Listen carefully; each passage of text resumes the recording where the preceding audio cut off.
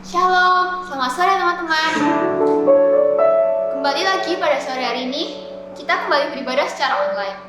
Namun, meskipun kita beribadah secara online, saya harapkan teman-teman tetap mengikuti ibadah dengan sikap beribadah yang baik dan tetap beribadah dengan sungguh-sungguh.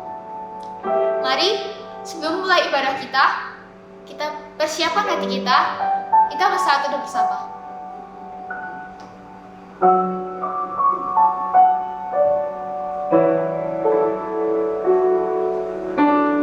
Teman-teman, saya undang kembali berdiri. Mari kita membaca ayat panggilan di ibadah kita yang terambil dari Mazmur pasal 100 ayat yang pertama hingga kelima. Mazmur untuk korban syukur. Bersorak-soraklah bagi Tuhan, hai seluruh bumi. Beribadahlah kepada Tuhan dengan sukacita, datanglah ke hadapannya dengan sorak-sorai. Ketahuilah bahwa Tuhanlah Allah.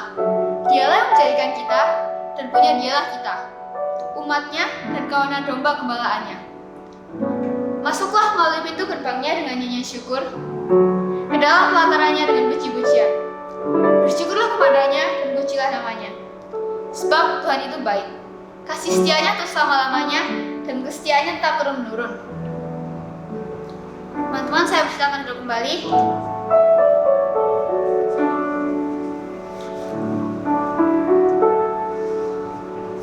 Teman-teman, meskipun dalam keadaan yang seperti sekarang ini, saya berharap teman-teman pun masih memiliki hati yang rindu untuk datang kepada Tuhan.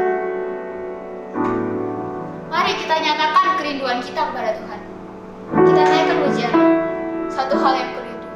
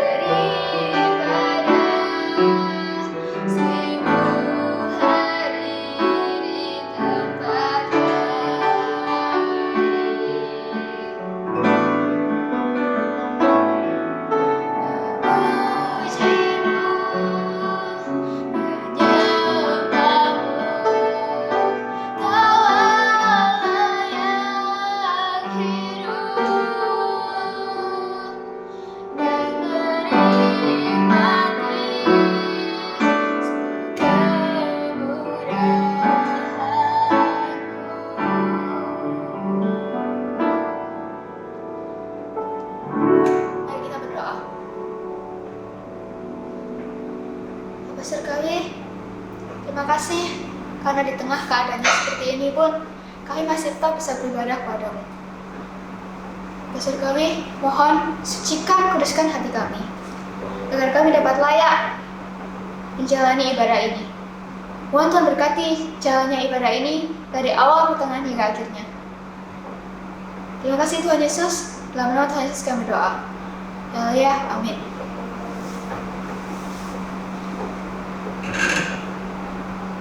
Teman-teman, di tengah keadaan yang seperti ini, tentunya semuanya menjadi semakin sulit. Baik itu sekolah, ibadah, maupun hal-hal yang biasanya kita lakukan, jadi sekarang tidak bisa kita lakukan. Mungkin teman-teman ada yang jenuh, ada yang bosan di rumah semuanya.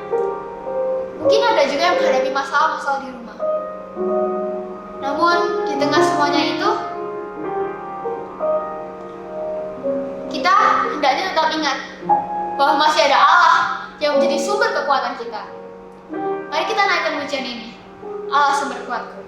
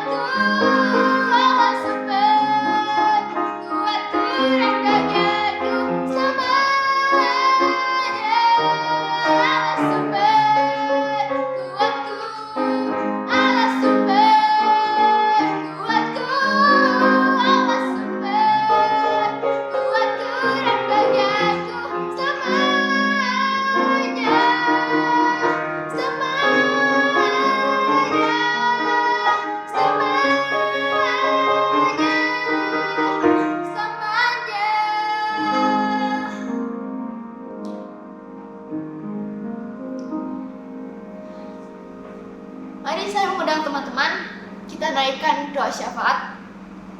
Pokok-pokok doa syafaat kita pada sore hari ini. Yang pertama, tentunya kita berdoa untuk keadaan virus corona sekarang ini, yang tentunya mempengaruhi berbagai aspek di dalam kehidupan kita. Mari kita doakan untuk ibadah, untuk pemerintah, untuk sekolah kita, bahkan untuk masyarakat dan untuk kita sendiri tentunya. Yang kedua juga kita doakan untuk kesehatan anggota-anggota PRK Kuliah. Lalu kita juga akan berdoa untuk pertumbuhan iman kita semua. Dan yang terakhir, kita juga akan berdoa untuk pergumulan-pergumulan yang kita hadapi sekarang ini. Mari kita berdoa. Bapak Surgawi, pada sore hari ini kembali kami menaikkan beberapa pokok-pokok doa syafaat kami. Yang pertama, kami berdoa untuk keadaan di tengah virus corona ini. Mohon Tuhan berkati agar virus corona ini dapat cepat mereda. Dan di tengah keadaan sekarang ini, kami kami berdoa untuk ibadah-ibadah online yang diadakan di seluruh penjuru dunia. Kami juga berdoa untuk pemerintah, kiranya mereka dapat menangani keadaan ini dengan baik dan paling mementingkan untuk masyarakat daripada mementingkan kepentingan diri sendiri. Kami juga berdoa untuk proses belajar kami, di mana kami mengikuti kelas-kelas online dan juga tugas-tugas yang diberikan oleh para guru. Mohon Tuhan berikan kekuatan agar kami dapat menjalaninya dengan baik. Kami juga berdoa untuk kesehatan anggota-anggota PRK Gloria. Kiranya di tengah keadaan yang seperti ini, kita semua dapat tetap memiliki tubuh yang sehat, agar tetap dapat memuliakan Tuhan. Lalu kita juga berdoa untuk pertumbuhan iman anggota-anggota PRK Gloria ini. Kiranya di tengah keadaan seperti ini, kita dapat semakin mendekatkan diri kepada Tuhan. Kita dapat semakin sering berdoa kepada Tuhan, semakin sering membaca firman. Yang terakhir, kita juga berdoa untuk perkumpulan anggota-anggota PRK Gloria. Kiranya Tuhan memberkati di tengah perkumpulan-perkumpulan ini. Kiranya mereka hanya berdoa mengandalkan Tuhan saja. Dan kiranya Tuhan juga memberikan kekuatan bagi mereka untuk menghadapi pergumulan-pergumulan ini. Terima kasih Tuhan Yesus, karena Tuhan Yesus kami berdoa. Amin.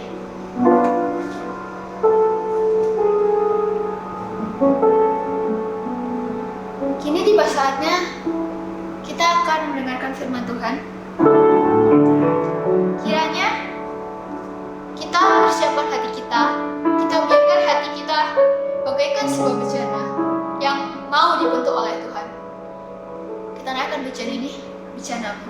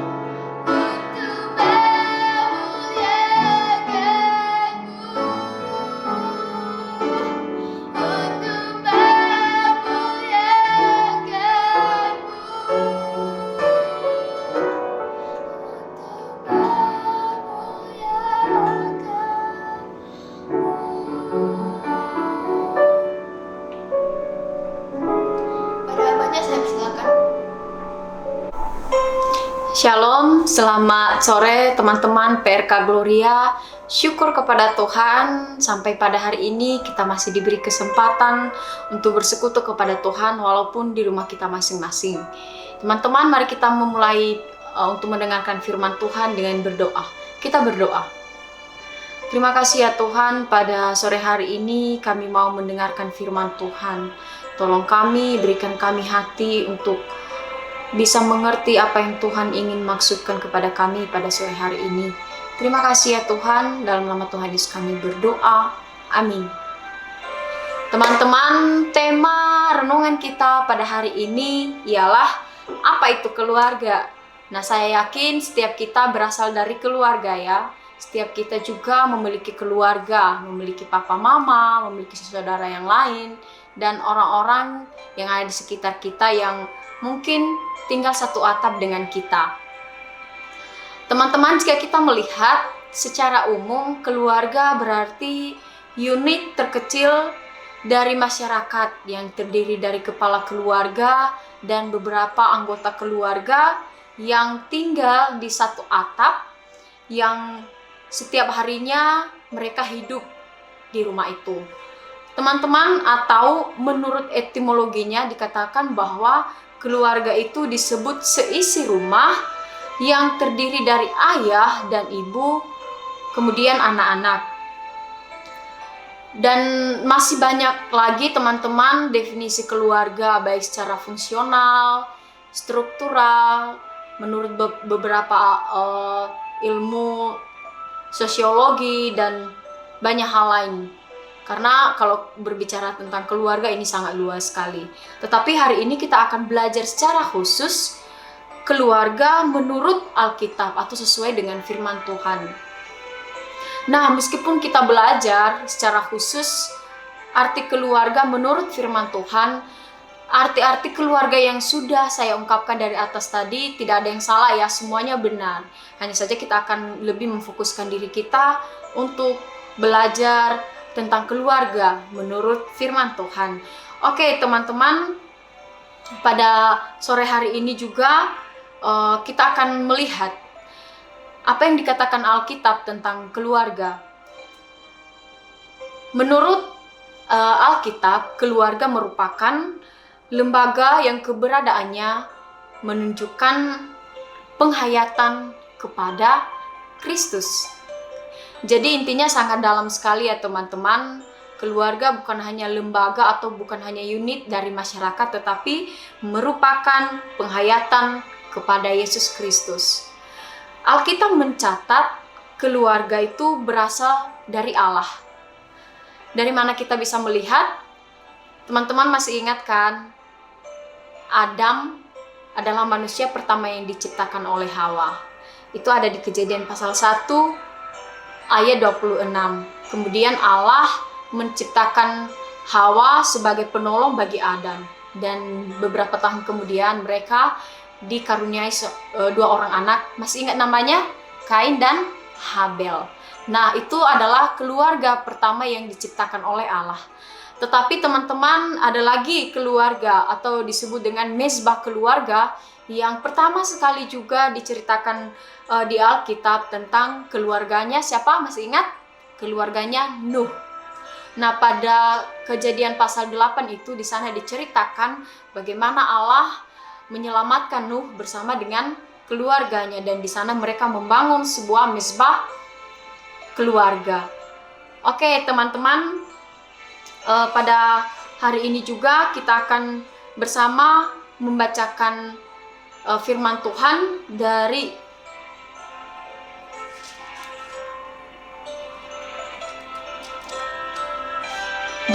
Ulangan pasal 6 ayat 7. Kita buka Alkitab kita bersama-sama, Ulangan pasal 6 ayat 7. Saya akan membacakan teman-teman dan silakan teman-teman mengikutinya dalam hati. Haruslah engkau mengajarkannya berulang-ulang kepada anak-anakmu dan membicarakannya apabila engkau duduk di rumahmu, apabila engkau sedang dalam perjalanan, apabila engkau berbaring, dan apabila engkau bangun. Nah teman-teman, sebenarnya ayat perenungan kita pada sore hari ini satu perikop, yaitu tentang kasih kepada Allah adalah perintah yang utama. Nah, teman-teman, setelah beberapa keluarga yang sudah saya ceritakan tadi, mulai dari Adam dan Hawa, kemudian kepada keluarga Nuh, dan dilanjutkan dengan keluarga Abraham, di Alkitab diceritakan bahwa masih banyak keluarga-keluarga yang membangun mezbah bagi Tuhan. Bahkan dikatakan di dalam ayat bacaan kita, kalau kita memperhatikan sebelumnya, latar belakang dari bacaan kita, bahwa ini peristiwa ketika Allah memerintahkan seluruh bangsa Israel, terutama kepada orang tua untuk harus mengajarkan anak-anaknya ketetapan-ketetapan dan perintah-perintah Allah. Kenapa mereka harus diperintahkan oleh Tuhan untuk mengajarkan anak-anak ini? Karena memang mereka kan dalam konteks ini kan mereka baru pulang dari pembuangan. Mereka pulang dari pembuangan dari Mesir. Kemudian mereka dikhususkan oleh Allah lagi untuk mereka dipanggil bersama orang-orang tua ini, supaya anak-anak mereka dibimbing oleh orang tua mereka. Nah, dari keluarga-keluarga Israel ini, Allah menginginkan adanya persekutuan di dalam keluarga tersebut. Allah menginginkan di dalam keluarga orang-orang Israel itu namanya dipermuliakan. Dan teman-teman, dari mezbah keluarga tersebut, orang-orang Israel sudah dari kecil mereka itu sudah diajarkan mengenal berbagai kurban-kurban yang bisa kita lihat itu di Alkitab. Ada kurban penghapus dosa, ada kurban penebus salah, ada kurban syukur, kurban keselamatan, kurban pendamaian, dan kurban-kurban lainnya. Itu ada di Imamat ya teman-teman, Imamat pasal 1 sampai ayat yang ke-7. Jadi bagian-bagian ini adalah dasar yang paling utama bagi anak-anak Israel atau anggota-anggota keluarga Israel untuk melakukan segala sesuatu. Lalu mengapa Tuhan memerintahkan orang tua Israel untuk mengajar anak-anaknya tentang ketetapan-ketetapan Tuhan, termasuk bagaimana cara memberikan korban-korban kepada Tuhan? Bukankah pada saat itu masih ada imam-imam atau tua-tua Israel atau orang-orang yang memperhatikan setiap keluarga? Tetapi di sini kita melihat teman-teman bahwa Tuhan tahu bahwa orang-orang itu tidak akan mampu bertanggung jawab atau tidak akan mampu menangani setiap masalah dalam sebuah keluarga tersebut. Karena itu keluarga harus terlibat secara aktif untuk memperhatikan anggota keluarga lainnya. Teman-teman, alasan ini cukup memberitahukan kepada kita bahwa keluarga adalah tempat yang paling utama untuk mengetahui segala hal. Coba teman-teman bayangkan, sejak lahir, bahkan sejak kita dalam kandungan, kita sudah dibentuk dalam keluarga. Sejak lahir, keluarga sudah mengajarkan kita berbagai hal. Contohnya, sejak kita bayi, kita sudah diajarkan untuk memanggil papa, mama. Kemudian berlanjut dengan itu, kita diajarkan untuk merangkak, gitu ya. Kemudian banyak hal-hal lain yang diajarkan kepada kita teman-teman, yang kita sendiri sebenarnya sudah tahu ya, dari kecil itu sudah diajarkan kepada kita. Teman-teman, tentunya Allah juga memiliki tujuan dalam kehidupan keluarga Kristen masa kini, termasuk dengan keluarga kita. Menjawab tema kita pada sore hari ini, saya memiliki 2 poin yang akan kita pelajari tentang apa itu keluarga. Yang pertama, keluarga adalah tempat utama untuk berbagi kasih. Sekali lagi, keluarga adalah tempat utama untuk berbagi kasih. Allah memberikan perintah kepada orang tua Israel untuk mengajar anak-anaknya mengenal serta mengasihi Kristus. Bukan hanya itu teman-teman, setelah mereka mengasihi Allah atau mengasihi Kristus, mereka akan keluar dari rumah mereka dan juga melakukan hal yang sama, yaitu mengasihi orang-orang yang ada di sekeliling mereka. Namun, ada satu hal yang sangat penting kita ketahui, bahwa kasih yang ada dalam diri seorang anak Kristen itu dimulai dari keluarga. Di keluarga sudah diajarkan bagaimana kita harus berbuat kasih. Di keluarga kita sudah diajarkan bagaimana kita harus berbagi kasih atau mengasihi orang-orang di sekeliling kita. Nah, di rumah inilah atau di dalam keluarga kita juga mendapatkan perhatian secara khusus dari keluarga kita. Yang tentunya teman-teman, saya yakin keluarga kita tidak akan menyakiti kita sendiri. Jadi teman-teman, beberapa penelitian juga mengatakan bahwa keluarga adalah tempat utama untuk berbagi kasih. Ya, meskipun teman-teman kita tahu bahwa tidak ada satupun keluarga yang sempurna. Apakah itu keluarga Kristen maupun keluarga yang masih belum Kristen, itu tidak ada keluarga yang sempurna, teman-teman. Semua keluarga pasti memiliki kelemahan. Setiap keluarga juga memiliki keterbatasan-keterbatasan tertentu. Tetapi ini bukan alasan untuk kita menjauh dari keluarga ya. Justru dengan kekurangan-kekurangan yang keluarga kita miliki, kita ada, bahkan kita menerima keluarga kita, itu akan menyempurnakan sebuah keluarga yang indah. Papa mama adalah orang yang pertama sekali mengasihi kita dalam rumah. Rumah juga dikatakan adalah tempat di mana makanan yang paling sederhana itu menjadi makanan senikmat raja. Tempat di mana uang tidak penting daripada kasih. Artinya begini teman-teman, sekaya apapun orang, sekaya apapun keluarga tersebut, tidak akan cukup jika di dalamnya tidak ada kasih. Saya yakin keluarga kita lebih besar kasihnya dibanding dengan melihat materi-materi yang kita miliki. Teman-teman, masih ingat nggak sih saat menangis, ibu atau ayah memeluk kita dengan kasih dan berusaha menenangkan kita? Ya, mungkin sekarang beberapa orang teman-teman aja ya yang masih dipeluk ayah dan ibunya, tetapi saya percaya waktu kita masih kecil, kita dipeluk, disayang oleh papa dan mama kita untuk menenangkan kita, untuk memberikan kita harapan bahwa mereka ada di samping kita. Nah teman-teman, dasar untuk kita berbagi kasih antara keluarga ialah Kristus. Orang tua mengasihi anak-anaknya dan sebaliknya anak-anak juga menghormati orang tua sebagai rasa kasih mereka kepada orang tua. Dari mana kita melihat di Amsal pasal 22 itu ayat 6 dikatakan bahwa didiklah orang muda menurut jalan yang patut baginya. Dan kemudian di Keluaran pasal 20 itu ayat 12, masih ingat teman-teman?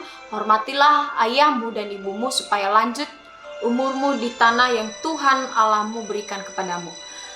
Teman-teman, alasan ini cukup kuat untuk kita bisa saling mengasihi antara satu dengan yang lain, termasuk dalam satu anggota keluarga kita.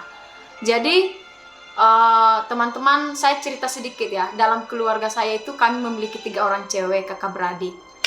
Jadi kadang ada hal-hal tertentu yang membuat kami itu saling cekcokan. Ada hal-hal tertentu yang membuat kami itu saling marah gitu. Tetapi tidak lama setelah itu kami baikan lagi. Tidak lama setelah itu kami pelukan lagi. Nah, itu namanya keluarga, kita saling menerima apa adanya. Teman-teman, karena dari awal tadi saya sudah mengatakan keluarga adalah bagian dari masyarakat, maka hendaklah keluarga Kristen atau keluarga kita menjadi cermin atau menjadi teladan bagi orang-orang yang ada di sekeliling kita. Siap melakukannya teman-teman? Oke, hal kedua yang perlu kita pelajari tentang apa itu keluarga. Keluarga adalah tempat utama untuk bertumbuh. Secara fisik teman-teman, keluarga atau rumah kita sudah tentunya tempat untuk kita bertumbuh secara fisik ya. tempat di mana kita bertumbuh menjadi seorang yang dewasa. Namun tidak hanya sekedar itu teman-teman, keluarga juga memiliki peranan yang sangat penting untuk pertumbuhan iman kerohanian kita. Rumah merupakan sekolah dan gereja yang mula-mula, ya. Jadi hal ini memang tidak semua ya teman-teman, karena mungkin ada di antara kita yang keluarganya masih belum Kristen, baru dia sendiri yang Kristen. Tetapi pada umumnya teman-teman, setiap keluarga Kristen itu adalah tempat utama bagi anak-anak untuk bertumbuh secara rohani. Teman-teman, dari kecil saya yakin orang tua kita sudah mengajarkan kita mengenal Kristus. Dari kecil orang tua kita sudah mengajak kita untuk datang ke sekolah minggu, untuk menyanyikan lagu-lagu rohani, dan sampai masa remaja pun saya yakin orang tua kita masih tetap menghimbau kita untuk datang ke ibadah. Hal-hal yang bisa kita lakukan secara sederhana, namun diharapkan mampu membangun dan memperkokoh dasar iman kita ialah, misalnya ini ya teman-teman, hal-hal yang dapat kita lakukan. Misalnya setiap malam kita ada doa bersama dengan keluarga. Kemudian bangun pagi, kalau sempat kita ada doa bersama dengan keluarga. Atau di dalam meja makan kita memiliki persekutuan dengan keluarga yang dapat menumbuhkan iman kita.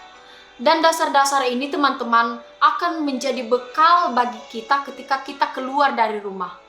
Misalnya kita pergi keluar kota atau pergi ke luar negeri, pastinya kan ada banyak cobaan, pastinya kan ada banyak hal yang dapat menguji iman kita. Namun dengan adanya dasar-dasar iman atau nilai-nilai yang sudah ditanamkan dalam hati kita dari rumah itu tidak akan membuat kita cepat goyah gitu ya. Tidak akan membuat kita cepat terguncang imannya. Karena itu teman-teman, sangat penting sekali untuk kita bisa ada persekutuan bersama dengan keluarga supaya di dalamnya kita bisa bertumbuh. Dan kedepannya juga ini akan menjadi pegangan bagi kita untuk terus mengikut Tuhan. Meskipun mungkin ada tawaran pekerjaan yang membuat kita kehilangan iman atau hal-hal lain. Teman-teman, apabila proses yang paling utama ini sudah kita lakukan, maka ini akan terus memperkuat iman kita. Teman-teman, sebagai keluarga Kristen, seharusnya kita bersyukur karena Tuhan telah memberikan kita keluarga yang begitu mengasihi kita, menerima kita apa adanya, membimbing kita ke jalan yang benar, bahkan mengarahkan kita ke dalam hal-hal yang lebih baik. Kita sangat bersyukur untuk hal itu, bukan? Karena itu teman-teman, hargailah keluarga yang masih ada, atau kasihilah keluarga yang masih ada. Karena akan ada waktunya teman-teman, kita tidak akan bersama mereka lagi. Suatu saat mungkin kita akan berpisah dengan mereka. Tetapi ingatlah bahwa di dalam keluarga kita sudah dibimbing menjadi anak yang lebih baik.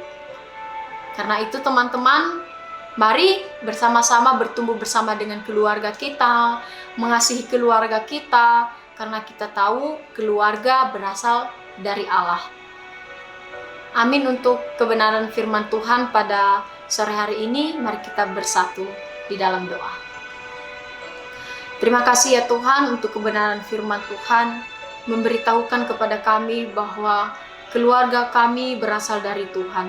Karena itu ajar kami untuk tetap saling mengasihi keluarga kami Tuhan, menghormati orang tua kami.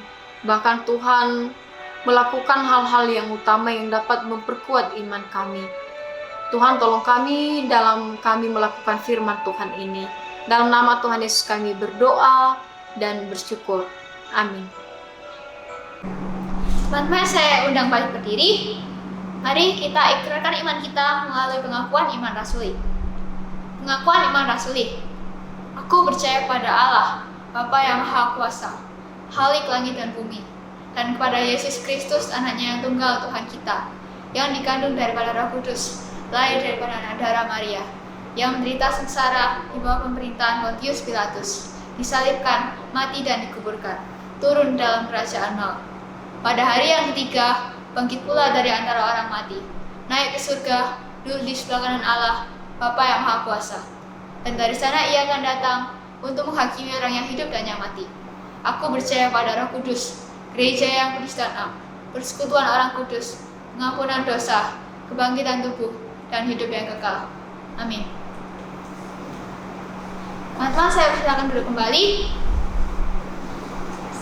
Saya mengajak teman-teman untuk mengumpulkan persembahan teman-teman di rumah masing-masing. Dan nanti kalau kita sudah bisa beribadah kembali secara normal di gereja, saya harap teman-teman bisa membawa persembahan yang telah dikumpulkan di rumah untuk dikumpulkan di gereja. Untuk memberikan persembahan, mari kita nyanyikan pujian Bersyukurlah.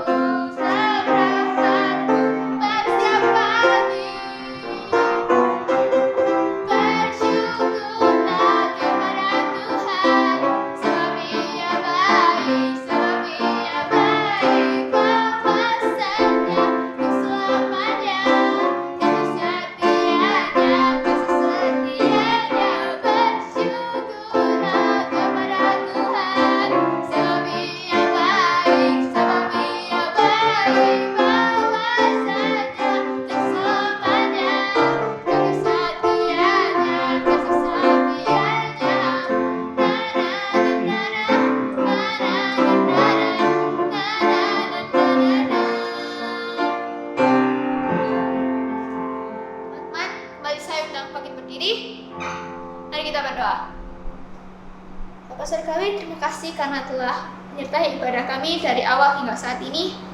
Sekarang kami telah mengumpulkan persembahan. Kiranya persembahan yang nantinya akan dikumpulkan di gereja ini dapat menjadi berkat bagi pekerjaan Tuhan di tempat ini. Terima kasih Tuhan Yesus, dalam Tuhan Yesus kami berdoa. Amin.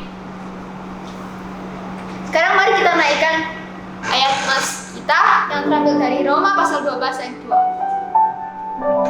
Roma pasal 12 ayat 2. Janganlah kamu menjadi serupa dengan dunia ini, tetapi berubahlah oleh pembaharuan budimu, sehingga kamu dapat membedakan manakah kehendak Allah, apa yang baik, yang berkenan kepada Allah, dan yang sempurna.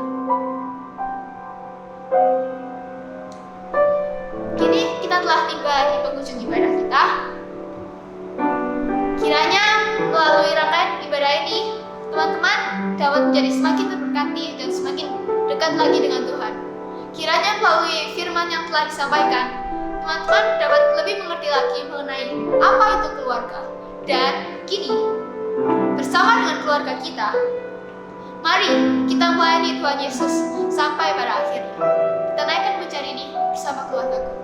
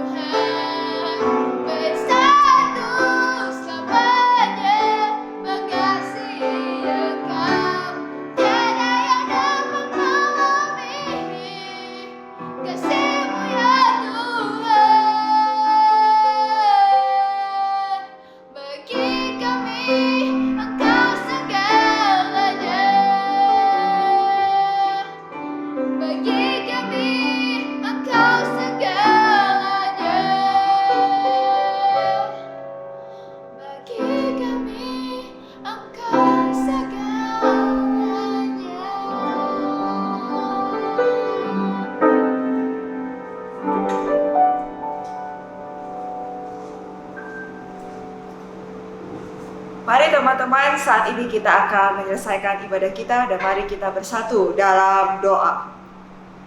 Tuhan, segala puji syukur kami naikkan hanya di hadapan Tuhan untuk kasih setia Tuhan yang begitu besar bagi kami. Terima kasih Tuhan untuk keluarga yang sudah Tuhan berikan bagi kami. Kiranya kami boleh sungguh-sungguh memaknai akan makna keluarga di dalam kehidupan kami.